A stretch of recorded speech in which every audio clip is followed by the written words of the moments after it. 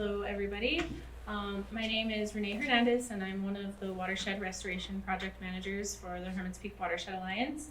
And we're all really excited that you guys were able to make it and come and support our YCC crew because they really kicked butt this summer, and it's nice to see their support systems here. So this is our first year attempting a YCC crew, and we were all really excited and impressed about the way the kids all handled themselves and stepped up to the plate this summer. This summer they all had a really grueling, physical, hard labor job.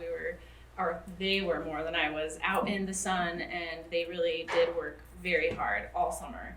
They exceeded all of our expectations and were able to go above and beyond. So we're really grateful that we had such a great group. You're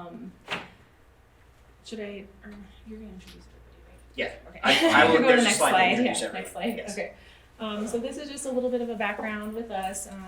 We're the Hermit's Peak Watershed Alliance, and we're a nonprofit organization. And like I had said, this year was our first year attempting to conduct a YCC crew, and we also had a second summer work crew with us, and they worked out in the Guyanas, and our YCC crew, they worked out in the Sapeo Watershed. And this was just a map of our areas that we've worked in. So we're a nonprofit organization, and we had this idea this year that for post-fire work, what we wanted to try to do, and our approach to this was, we wanted to hire local kids and all for our YCC crew, and local, they were older, so our older work crew, other locals, to work in their own watersheds where they're from. Because we thought that with their sense of pride and being able to help their own backyard, their own, their home, basically. Sorry, guys. So with that, we felt that that was one of the reasons that they really were able to succeed and even exceed what we had as what we had hoped for them.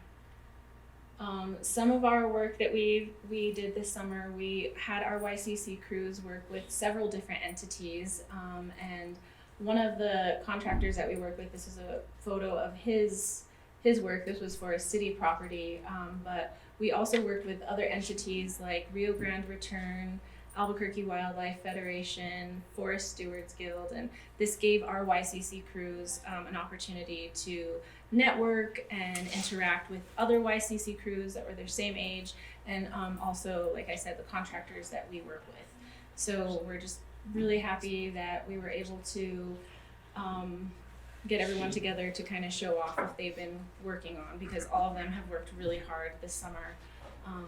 So I'll give it to Nick now. Sure. Okay. So my name is Nick. I am another one of the Watershed Project Managers. I'm the Watershed Project Manager for the YCC crew in the Sapeo region. This is going to be about our summer 2023 recovery work. So, as all of you know, Hermit's Peak Calf Canyon fire happens. Lots of impacts, lots of problems with trying to get work done, trying to get any sort of help. And that's where we've decided to come in, kind of fill in the gaps where, either federal governments or other entity can't really fill in the gaps. So our big goal this year for all our work for post-fire land restoration is to really address the loss of herbaceous cover with either planting, seeding, or mulching. Doing soil erosion work, so we did one rock dams and a bunch of other rock structures, as well as log structures such as log mats, trash racks, and log step downs. And then those also work to help with flood mitigation in order to slow the water and kind of help it filter out any sediment to try and help keep the rivers and streams healthy.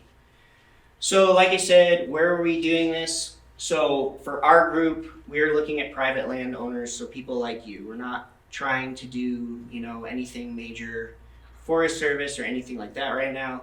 We're looking to fill the gap that helps you all. So right here we have a picture of our watershed base plan that covers all the Sapeo watershed.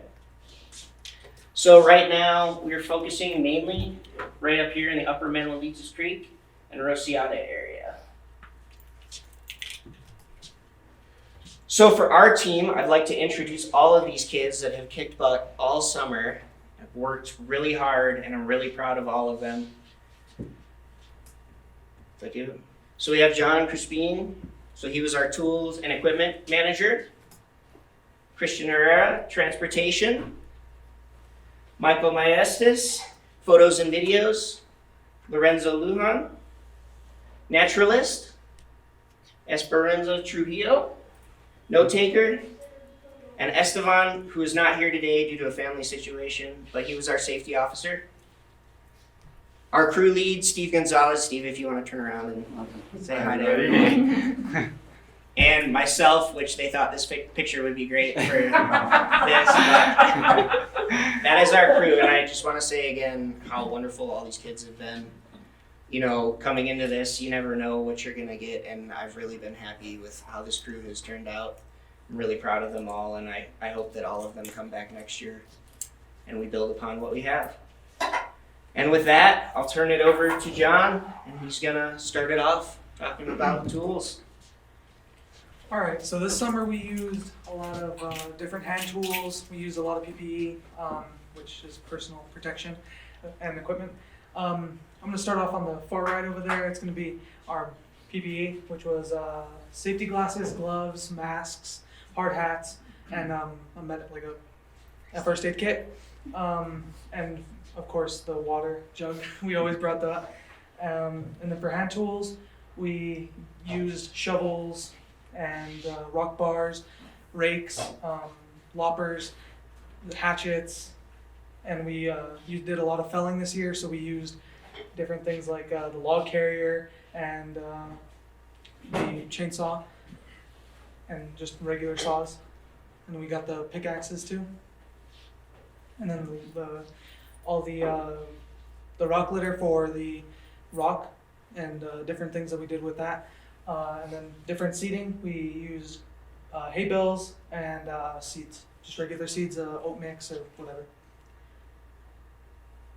The methods and structures that we used this summer were one rock dams, media lunas, zuni bowls, log mats, log step downs, rock rundowns and rolling dips, and tracks. And the materials that we used were characterization and restoration of slope wetlands in New Mexico, and Let the Water Do the Work by Bill Zedike and Van Clothier. Well, I'm going to be getting into the structures now. We built a one rock dam. We were building a lot of one rock dams this summer. The main function was to slow water flow, to kind of combat erosion, to trap sediment and soil and debris, to stabilize the channel grade and kind of just make it so that a lot of the flows weren't getting as fast and stuff like that, and to prevent downcutting in the incision. So how do you build a one rock dam? You dig a 1 foot wide trench, the width of the bank to bank full, and then you gather the largest, flattest rocks for the splash apron or footer. Then you assemble the first row of rocks about 2/3 on the footer. You book stack rocks in 3 to 4 rows, ensuring that the rocks are the same height, which is bank full. And then fill any gaps in the structure with smaller rocks and test the structure stability by walking across it. Pictured over there is a one rock dam that we built in Daly Canyon. And then the maintenance would be, over time, the structure should collect dirt and sediment to build, and then you would build a second structure on top of that structure, because the structure should be completely full over with dirt. You'd replace any missing or blown out rocks with larger rocks, preferably. And then the design would be most effective in kind of perennial or seasonal drainages, and then in straight channels with potential for downcutting, and then less than 15 foot width. My advice would be to stage rocks beforehand and work with what's available, aka large rocks and different trees to kind of jam it in there and hook into. And then obviously use pretty large rocks so that they don't get blown out.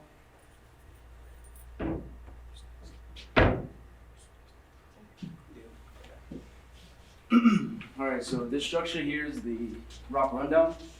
So the function of it is you would want a head cut treatment about 2 feet. Okay, and then prevent formation from scour pool.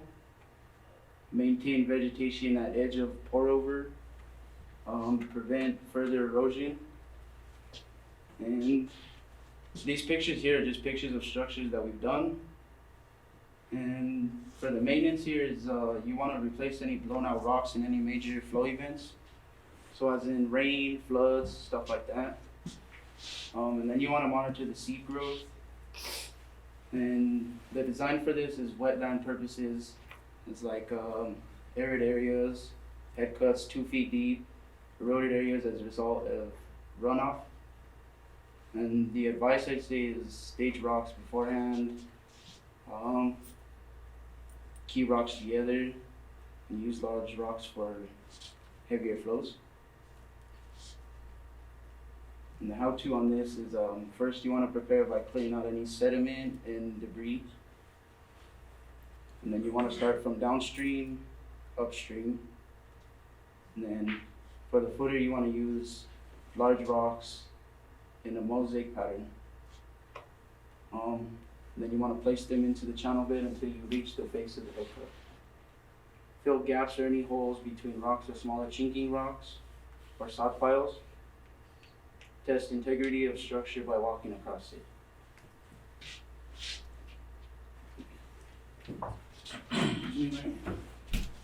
This structure is called a media luna. It's for collecting or spreading out water from the little streams into kind of a more in one, and its main function is to disperse water in that. And it also collects sediment, and it has a seed bed. It creates a seed bed for plants. And the how-to is kind of we connected it to a worm ditch and kind of made it like a circular pattern. We laid out our splash pad rocks, our splash apron. That's so when the water goes through it, it doesn't down cut through the structure and erode the area where the water's going. So the water just kind of rolls off of it. And you want to put like a one-off dam, 1/3, 2/3 over the splash apron / pad, and you want to layer rocks. It kind of tips up and tips down. So tips up, I think. Yeah, tips up would be the tips are kind of upstream, and then tips down is downstream.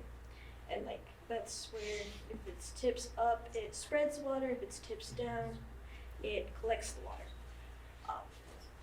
Some of these pictures are one out of rock, and then the second one's out of branches that we did during our training.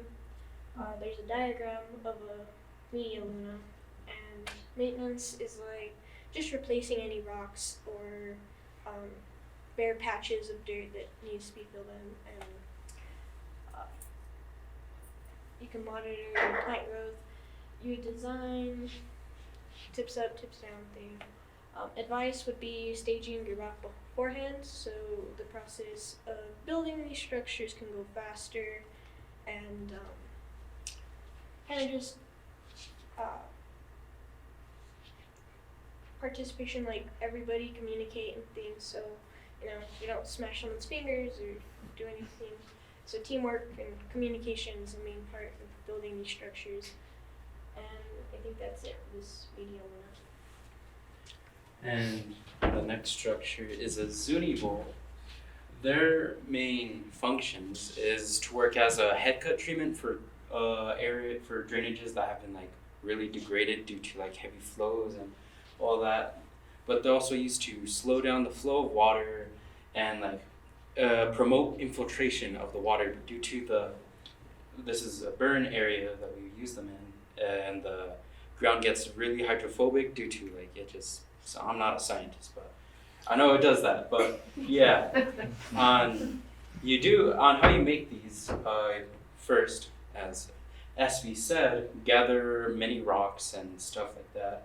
Get your tools and get ready to dig, because this is probably our most complicated structure we did. Yeah, so I'm gonna read from this, sorry, but smooth, you wanna smooth and widen the, alright, so you wanna smooth and widen the surface of the vertical walls, that's like your walls, because you'll find like an area that already looks like a bowl a little. So you wanna smooth those out and like kinda do the same-ish. And build a dam, including a splash apron, I think John mentioned what those were in One Rock dams, across the channel, and then line the channel bottom with rocks, so you're gonna start making a bowl. Imagine this in your mind. And then line the channel, build up until you, bowl-like structure. It should be around 8 to 10 feet downstream. Construct, so further on, you want to build a One Rock dam in succession of this because these things are really complicated, so you need a lot of moving pieces. So, and then you fill in any gaps you need and test the stability as with just walking across, which you should do except for trash wrecks because those are kind of dangerous. And then the maintenance, just check every now and then for rocks that get blown out and see if you need to build more One Rock dams. And then this, which I found really fascinating, was that the design was adapted from the Zuni people, from Bill Zedek when he was observing them create these structures. He saw them making that and I thought that was really interesting. So, yeah. And then if you want, use fabric, which you should, to help collect soil and other materials if it's like really like, if it's like clay, silt, or sandy, just like bad soil. But yeah, and then that's about it. Sorry.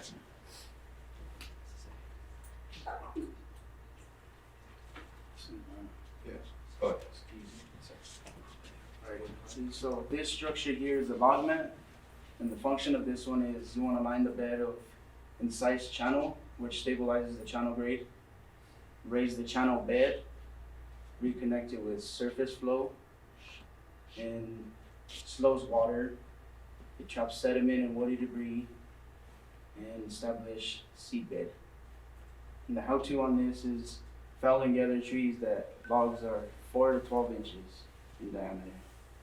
Arrange logs across the channel parallel to the direction of flow. You may leave logs with tops and limbs intact to provide habitat for wildlife. Pack logs tightly together and fill any gaps of rocks or slats to secure them. And these pictures here are some more of structures that we worked on.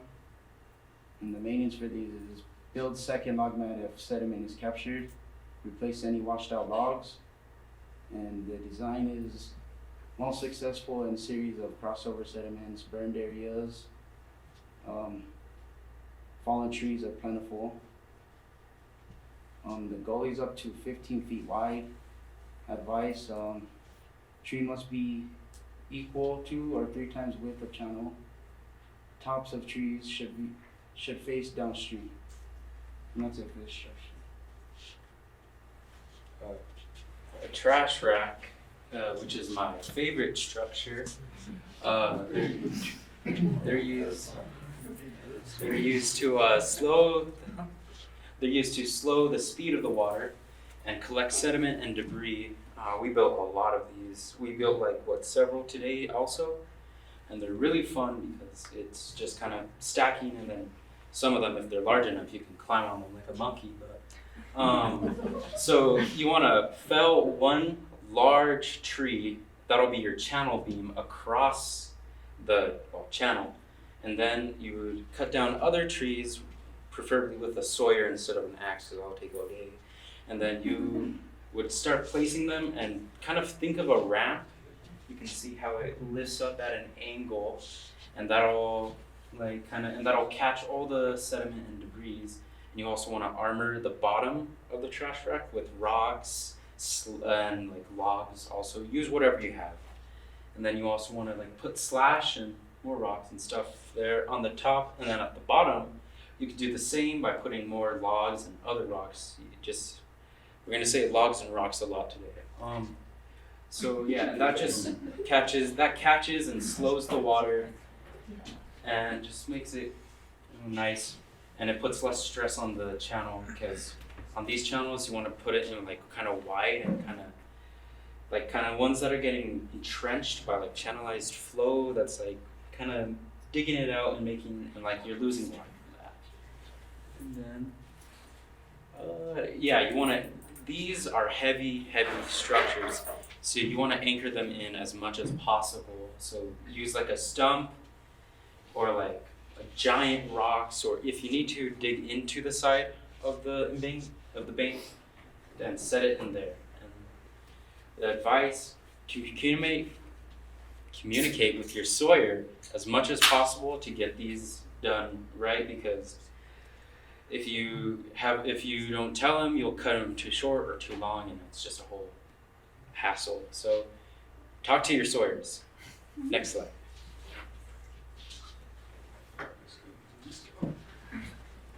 This structure here is a box step down. So the function of this one is slows water flow, traps soil, woody debris, and stabilizes the channel grade. Also, the function of it is head cut treatment. The how-to is you stage your logs and rocks for the structure, dig out the edges of the head cut, and either square it out or basically level it out. Save sod piles, edges, and other vegetation. And you want to drape the geotextile fabric actors against head wall, sidewalls, and channel bottom. Fell and install logs, stacking in tiers to the lip of the head wall, same diameter. Bottom longest, top shortest, 2 feet from head cut. Wire the logs together, maybe T-post them with wire together, and to each other and rest of the structure, Transplant sod and other vegetation, fill any gaps channeling, and the maintenance for this structure is return to the site periodically 2 to 3 weeks within time, fill any developing cracks or holes, and the design for this is most effective in wet soil areas such as wet meadows, spring seeps, and head cuts up to 6 feet. Advice, T-post and wire structure for more stability, and limb trees to deal with knobs to make it difficult to stack.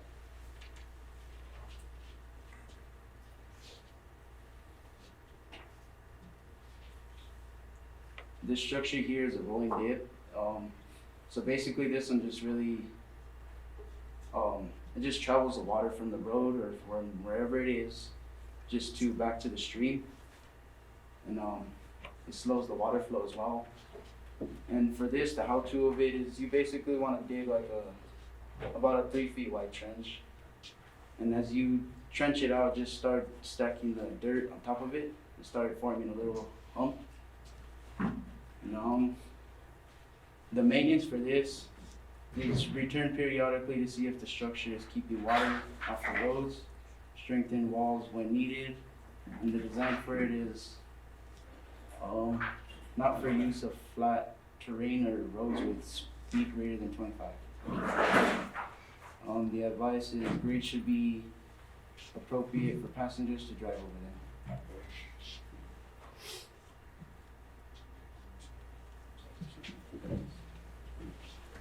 This is part of, it's not really a structure, it's just seeding and mulching, which is, we do it in like severe burned areas where there's no vegetation, very little.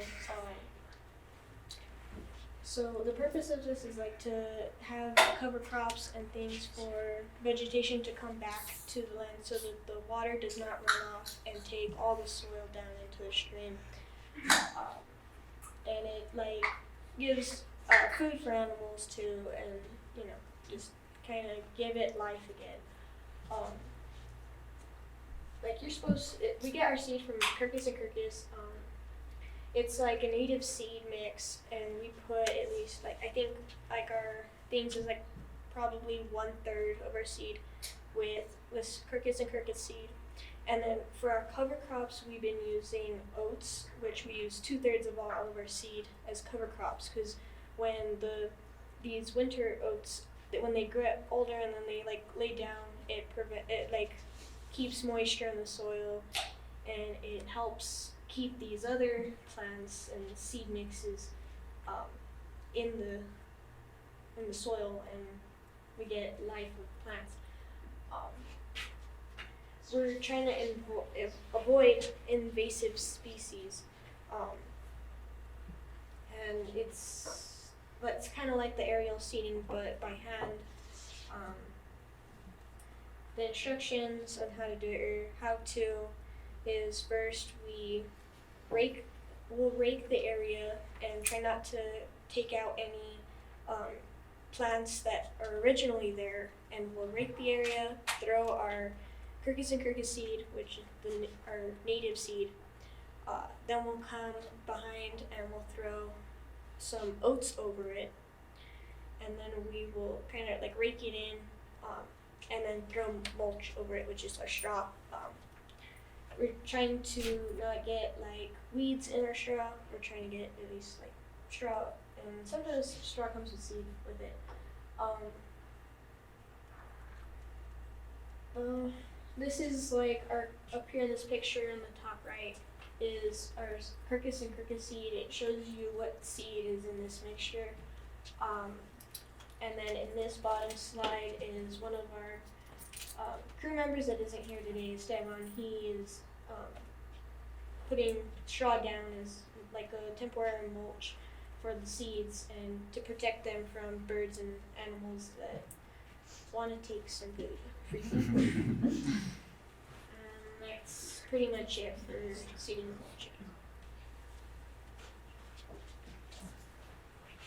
mulching. Just this summer, we did a bunch of projects. Some of them included seeding and mulching on private land, structure, construction, obviously, they told you how to do those. And then we did also some collaborations with other YCC groups as well as Boys and Girls Club.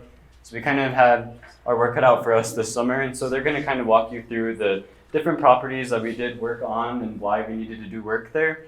And I'll just let them take it away.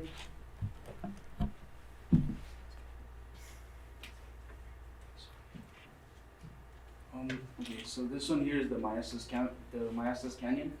So, and the landowner here is Ted and what's that name? Magdalena. Okay, Magdalena Mayastas.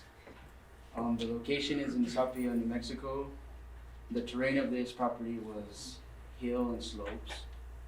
And the climate was hot, arid, high sun, low shade. The vegetation was mountain mully. Sorry, whatever that word is. Up there, it's mostly bald, so.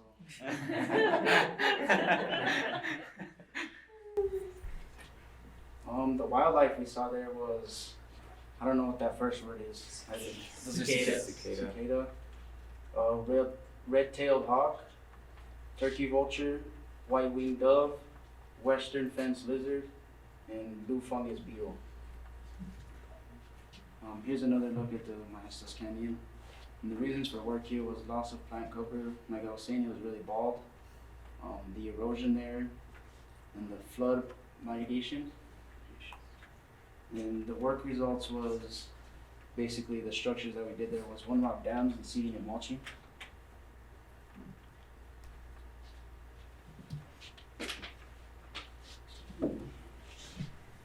We worked at the Montoya's property. It's located in Las Despensas in Sapia, New Mexico. The terrain there, like there was some high or slopes that were pretty steep in some areas, not so much.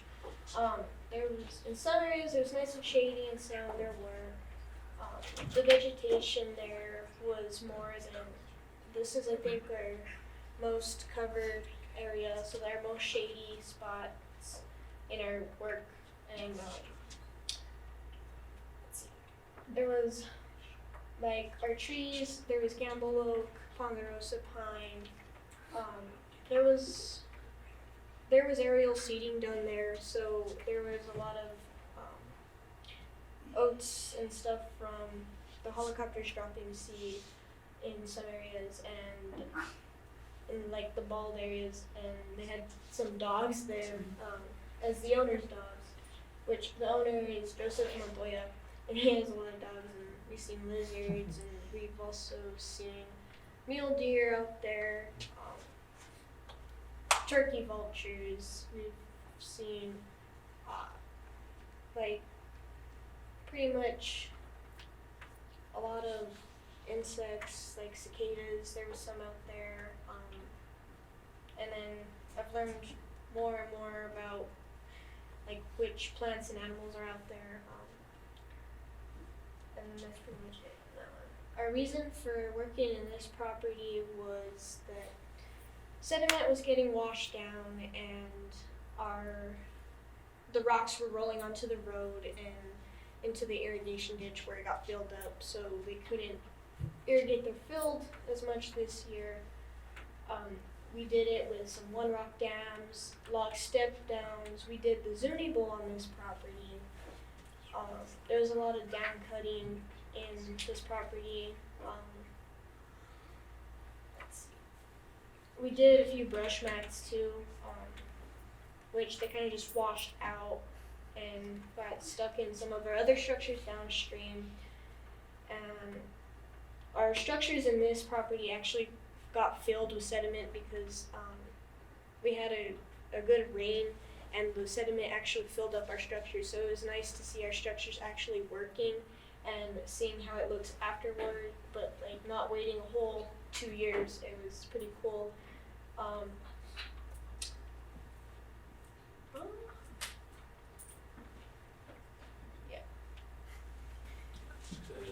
The Daly Canyon property. Sorry. The Daly Canyon property, which we just called affectionately the Litherlands. The location was in Upper Osiata, and the terrain was like canyon terrain with a river and many burned trees.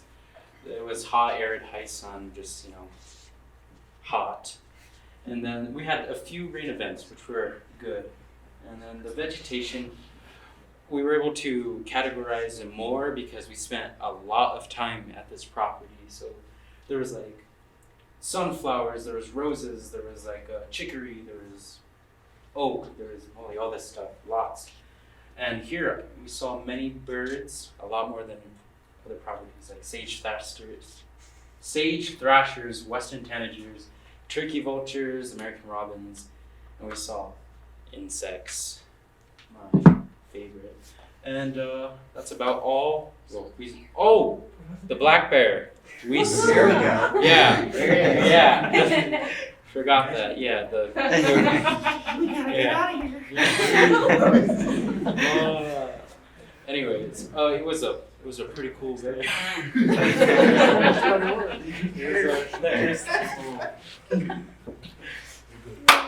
All right, so the reason that we worked in Daly Canyon, well, the road washed out due to flooding and due to down cutting. We also worked there just to mitigation of erosion and floods. And then the river kind of changed its course into the road, so that was an issue. Well, we built a lot of structures in that canyon. Like he said, there was probably the property that we spent the most time on. We built one rock dams, trash racks, media lunas, rolling dips, rock rundowns, and we built about 50 structures on this property. A lot of one rock dams and a lot of trash racks. That's it. On the Mulliken property, we did kind of a short run on this one. It was the reason we worked there were for erosion, flood mitigation, to divert water off of an old road, and deposit debris from the drainage. The work results: one rock dams, rolling dips, contour felling, and trash racks. We basically just did all that stuff. Yeah.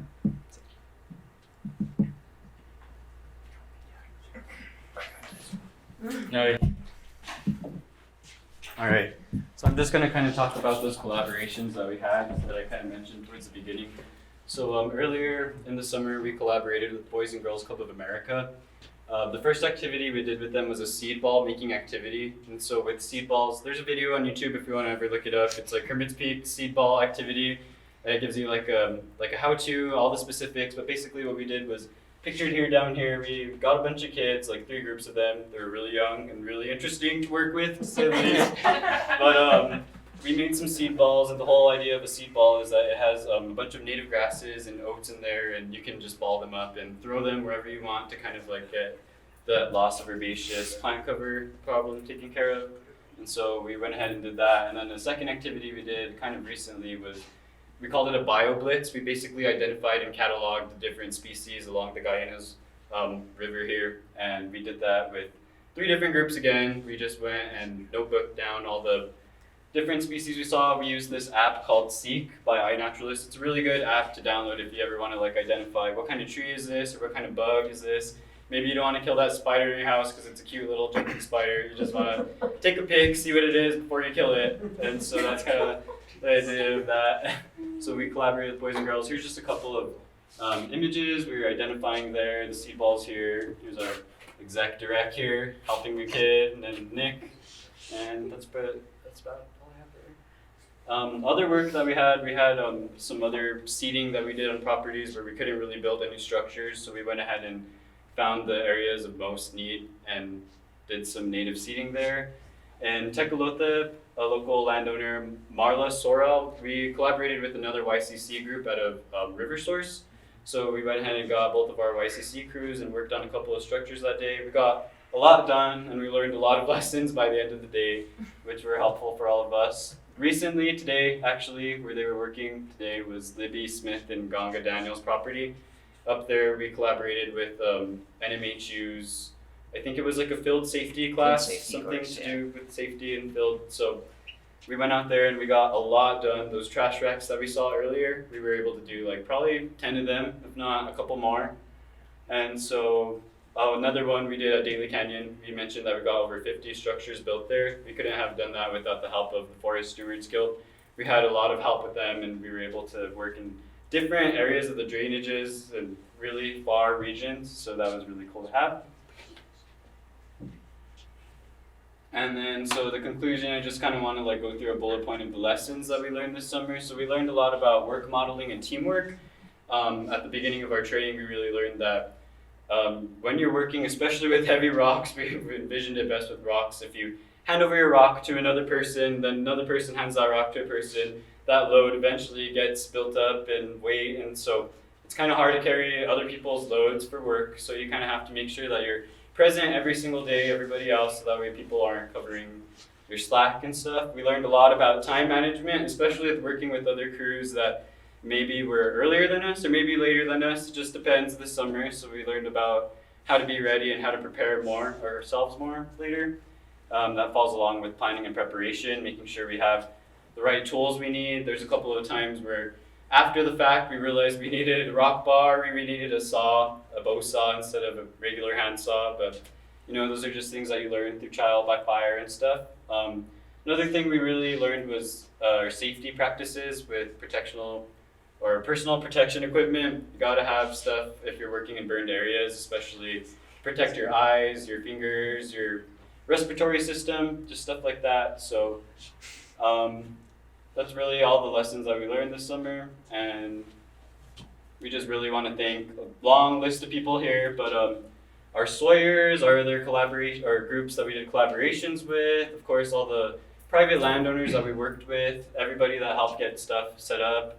I mean, you can read through this list yourself and just see everybody that we have to thank. This is just to reiterate that we are really an organization that depends on the help from everybody, not just ourselves. We really work with the community and beyond that to get our work done. And it's really good, meaningful work that's getting done. And hopefully we can continue to do this work throughout other summers and maybe even fall and stuff.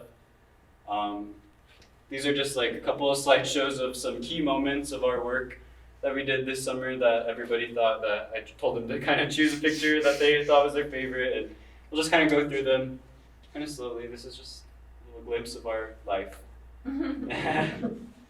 That guy's not a part of our crew. That's Forest Steward Guild, but Go to the next slide. Would you love Some that more photo? work that we did, hauling logs down, some of the most like beautiful properties we've got to. One of the things I'm most thankful for is getting to access these private properties and do some restoration work on them. Properties that growing up as a kid, I looked to the left and thought, oh, that's a really nice piece of land. Like I'd never be there, and then working on there to do some benefit towards the property is really cool to see. The last slide, I think, is just some more After work, things get kind of tense, if you can tell. Some of our lizards we've seen in Hermit's Peak, and sometimes we need a well-warranted break. So there's a break. I hadn't slept in days. And I think the next slide is just more pictures. What's Peak? Did you guys cover it? What is the next slide? And now we just want to kind of open up like the floor of the room for any questions you guys might have for us, whether it's structures that we built, sites that we worked, any challenges that we faced, really anything. We're ready to answer any questions. So if anyone has any questions, we'll just answer.